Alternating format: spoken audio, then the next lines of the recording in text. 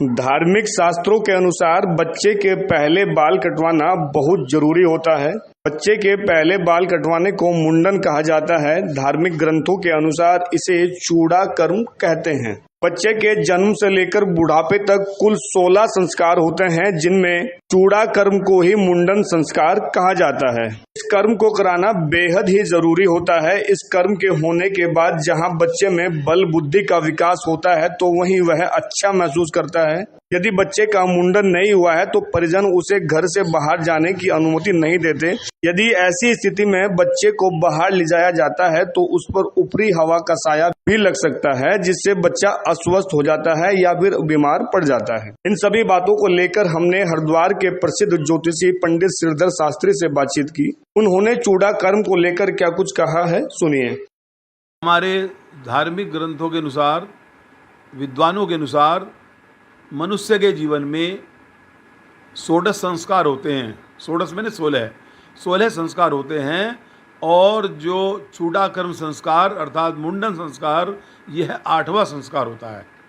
तो इसमें बच्चे का जो मुंडन किया जाता है उसको कहाँ कराना चाहिए, जैसा कि कोई देवालय है, मंदिर है, अर्थात हमारी जो पवित्र नदियाँ हैं उनके किनारे मुंडन कराना शुभ होता है।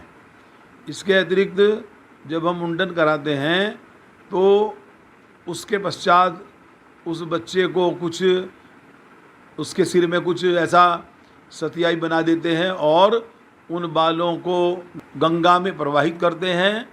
इसके अतिरिक्त उसके पश्चात उस बच्चे के ऊपर क्या प्रभाव पड़ता है, अर्थात क्या अच्छा प्रभाव पड़ता है। बच्चे के बल बुद्धि में विकास होता है और वह अच्छा अनुभव करता है।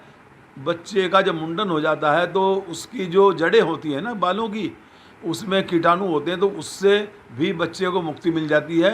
और जो मुंडन पहली बार कराया तो उसके बाद जो केस नए आएंगे वो एक बड़े मजबूत बाल आएंगे, आनंद की अनुभूति होती है उसको। अगर बच्चे के जब तक हमने मुंडन संस्कार नहीं कराया है तो सभी समाज में ये प्रथा प्रचलित है कि बच्चे को कहीं दूर नहीं ले जाना है, कहीं दूर नहीं ले जा सकते, क्योंकि गांव में या समाज में परंपरा है कि सभी ये मानते हैं कि बच्चा यदि केस युक्त है, उसके बाल का मुंडन संस्कार नहीं हुआ तो उसमें ऊपरी हवा का भी प्रभाव पड़ सकता है और बच्चे के ऊपर कुछ गलत ऐसी कुछ हवा का प्रभाव होता है कि बच्चा अस्वस्थ भी हो सकता है।